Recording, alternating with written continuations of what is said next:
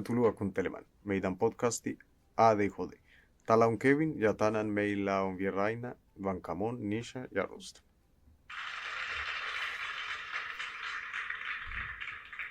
Tervetuloa vierat. Mitä teillä kuuluu?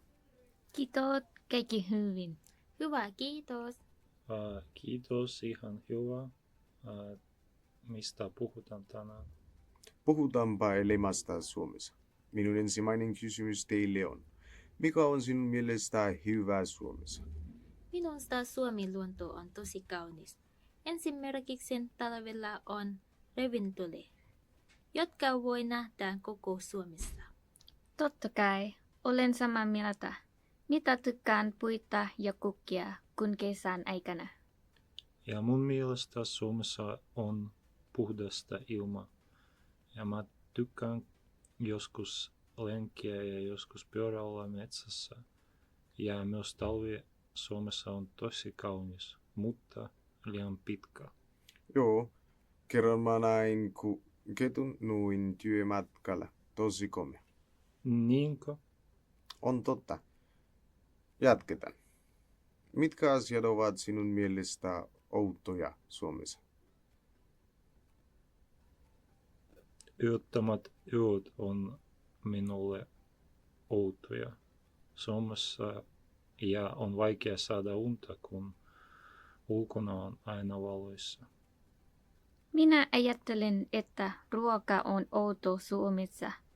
Esimerkiksi minua yllätti suomalainen hernekestosta, koska minun kotimaassa käytetään herneitä vai järkiruokiin. No niin. Nisha, mitä mieltä olet ihmisestä, jotka juovat maitoruoan kanssa? No joo, se on tosi untoja. Ja he syövät puuro joka aamu. Ja sitten toinen esimerkiksi, minä luulen, että ilma Suomessa tosi hatsu, koska yhden päivän aikana ilma voi vaihtua monta kertaa. Joo, on totta. Tänään aamulla oli tosi kylmä, sitten satoi lunta, sitten aurinko paistoi ja sitten tuli kuuma.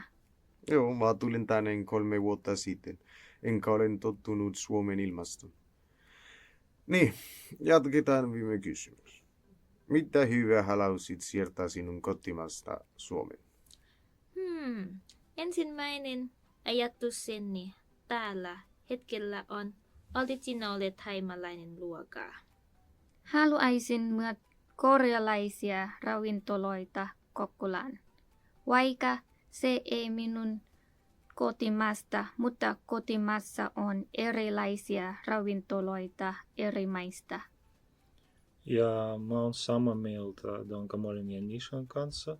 Minulle myös ruoka on tärkeä juttu.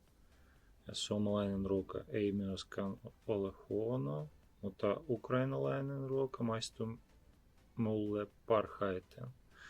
Ja mä haluaisin siirtää jotenkin ukrainalaisia ruokia Suomeen. Kiitos apumisesta. On aina ilo saada teidät kaikki tänne. Nähdään seuraavassa ADHD-podcastissa jatkossa.